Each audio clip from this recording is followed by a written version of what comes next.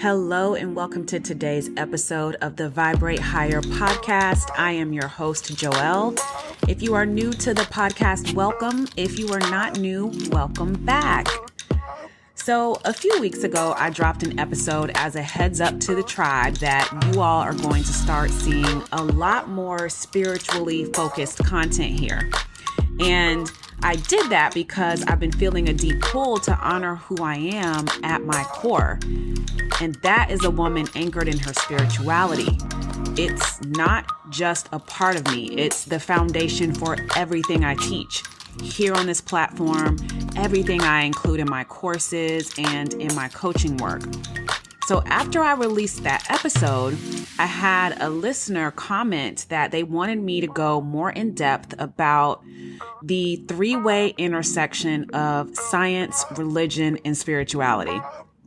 So in this episode, I'm breaking down how science explains the mechanics, spirituality gives us the access, and how religion offers structure, and how they're all speaking the same universal truth, just from different angles. So let's dive in. So understanding this intersection is truly a cheat code on how to approach life, because once you acknowledge that these three things, science, religion, spirituality, intersect, it immediately gives you a different perception of what you create, what you desire in life, and what you experience. And here's how. With science, when you understand that everyone has three selves that operate in us and around us on a constant basis, and you understand their roles, then you understand how much control you have over your life. Now, for the sake of time, I'm not going to dive into each aspect of the three selves. I do have a few different podcast episodes on them. So feel free to go back and dig into those episodes to give you more knowledge. But when I say the three selves, I'm speaking of the conscious mind, the subconscious mind, and the superconscious mind, or the middle self, the lower self, and the higher self. Those are interchangeable words, but that's what I mean by the three selves. When you understand them, it gives you just so much more perspective of how much control you have. And what I mean by that is your thoughts, your emotions, your reactions, and your manifestations, really. And that's good, bad, and ugly. In addition to understanding these three selves, when you also understand this little thing called the quantum field, also called the unified field, even if you understand that on a surface level as the field of energy that exists around the entire world, and that it creates matter, and that we can tap into that field and we can influence how that matter operates. When you can understand that, then you can understand how your thoughts actually become things. One of my favorite examples of this is the observer effect. The observer effect is a thing in psychology, in sociology, and in other fields. But for the sake of this science portion of this intersection, I'm going to talk about it as it relates to quantum physics. So the observer effect in this lane is when someone observes an electron. Like, let's really think about a person running an experiment in a white lab coat in a lab. This actually happened. They were observing an electron. When the observer was watching the electron, it collapsed from a wave of energy or a wave of possibility into a particle. But when the observer turned away from that electron, from that particle, and didn't look at it, didn't observe it, it returned to a wave of energy. So how do we translate that? Mind influences matter. So in our world as humans, our emotion is the magnetic charge. It's the wave.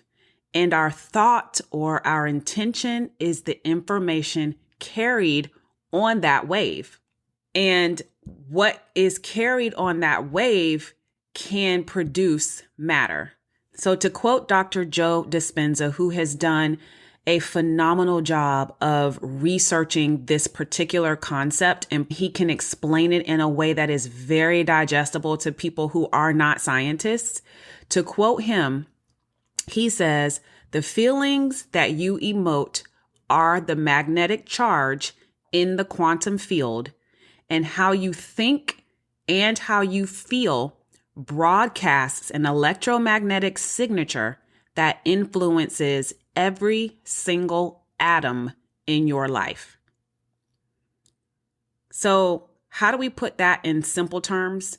Your thoughts send out a signal, and the quantum field or the unified field brings the experience back. So if science tells us that we are energetic beings constantly shaping our reality by our emotions and our thoughts, then spirituality to me is how we intentionally access and align with the power of the unified field.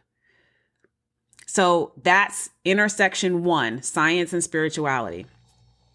Most spiritual teachings kind of ground you in the fact that there is a realm that's unseen to man, and that we as humans have access to this realm via our higher self, and that we are equipped with different ways to engage with our higher self to access this realm. So these different ways can be things like prayer, like meditation, like astral travel, like psychic insight, along with other spiritual laws like the most popular one, the law of attraction, the law of polarity, the law of assumption, even things like soul contracts, which is a concept that prior to incarnating into a physical body, your soul literally sits down and determines what it's going to accomplish, what its purpose is, what trials and tribulations it wants to experience, to grow through, what parents it's going to be born to. All of those things are written up in a contract before your soul drops into a body. So those are so many different spiritual teachings that kind of ground you in the fact that we have access to a soul, to a higher self that operates in a much wider domain than our human flesh and bone can even comprehend. And to me, when you truly lean into these concepts, this is the difference between just living life, quote unquote, and realizing that you chose to come here at this moment, at this point in time, at this political climate, at this time in the world, to evolve, to heal, and to thrive. When you know this can provide you with such a huge reframe for how to experience life and what you perceive as a quote unquote challenge that life brings. So now understanding the intersection of science and spirituality, without some kind of structure or framework to ground your spiritual access, it is very easy to feel like you are untethered. And that's where I believe that religion comes in.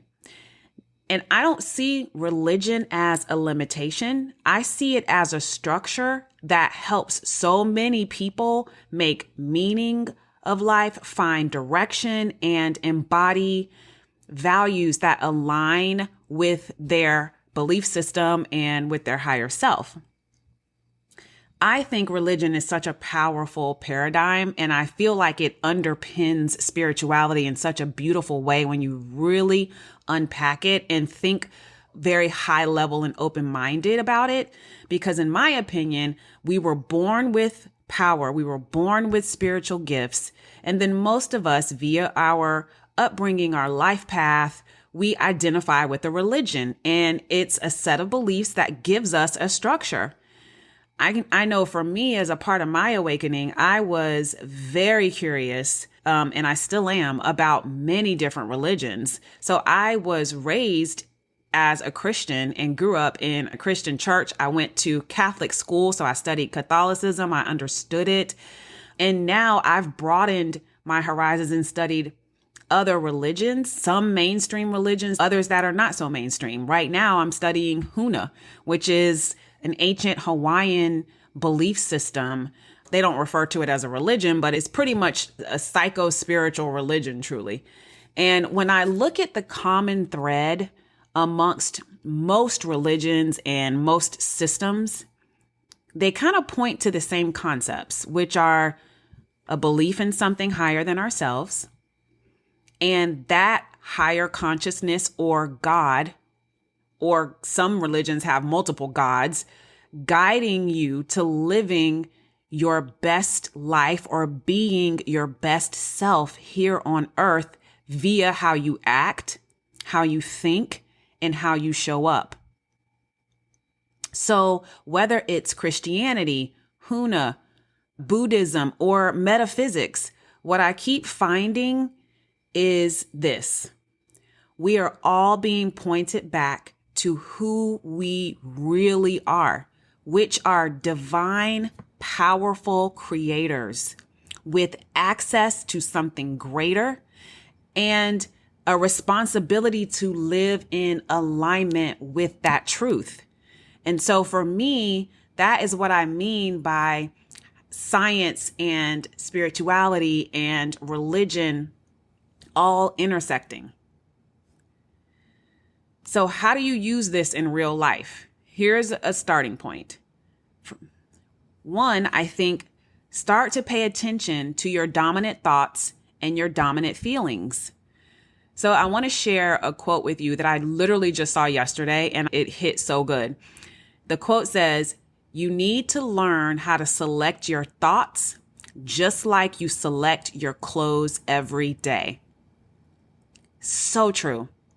When we literally walk back through what quantum physics shows us in the observer experiment and how our thoughts become things, we better be putting some real thought into what we're thinking. The same way you're going to pick out your clothes before you leave the house to go to work or to go on a date or wherever, we should be thinking about our thoughts that same way, especially now that you understand the power that your thoughts and therefore emotions, or vice versa, emotions that lead to thoughts, have on what you experience in your reality. Second thing, put time and energy in connecting with your body mind. I say body mind because your subconscious mind rules all of your involuntary bodily functions, breathing, your heartbeat, blinking, all those things. So we want to separate your mind and your body so much, but they're not. Your subconscious mind is a part of your mind, and it runs your body as well. So your body and mind are one thing. And I have another episode on this that kind of goes into Candace Pert's research that she did on the Molecules of Emotion is the book. It's one of my favorite books of all times. And she goes deeply into this concept of the body mind. It is beautifully done. But I want you to understand your body and mind are not separate. They are one thing. Get in touch with it. Spend time and energy connecting to it. The same time and energy you spend on the phone, gabbing and gossiping with your friends, binge watching a Netflix show. Spend time connecting with yourself. Learn how to regulate your nervous system. Carve out time to be in a meditative state so that you understand what that feels like inside your body mind. And I don't necessarily mean actually having to sit down and meditate every day, although I highly recommend it. I want you to know that meditation is not just about sitting crisscross applesauce with your eyes closed. I say this all the time. Meditation can be found in walking, in cleaning your house, in doing laundry, in dancing. I want you to connect with your body mind so that you can easily understand your intuition, know when it's talking to you, understand what your gut feeling is telling you, understand how to self-soothe. So that's what I mean by put time and energy into connecting with your body mind. And lastly, how to use this three-way intersection in real life is reframe challenges as assignments, if you will, from your higher self or from higher power. What you believe higher power is, understand that what I am experiencing is a product of my thoughts and emotions, and it's happening to me in this way because I am supposed to learn from this. This is showing me what's in my way as I'm on my quest to be the best version of myself. So these 3 steps, I hope, will help you shift from reacting to responding, from surviving to co-creating with God or whomever your particular higher power is. For me, honoring this intersection of science, spirituality, and religion has made my life particularly deeper, richer, and more aligned. And I hope that after you've heard me explain it in the way that it resonates for me, I'm hoping that it will spark something in you too. If it did, text me your thoughts and share this with someone who's navigating this intersection for themselves. So that is actually all that I had for you today. I hope that you are vibrating higher now than you were when you first came. If you are finding value in this podcast, guys, do me a favor and leave a review. All you have to do is go to your favorite podcast platform, wherever you listen to me at. Go to the main Vibrate Higher show page and scroll down to ratings and reviews and leave a review for me. Let me know what you want to hear more of. Let me know what you love about the podcast. I wish you love and light, and I will talk to you all soon.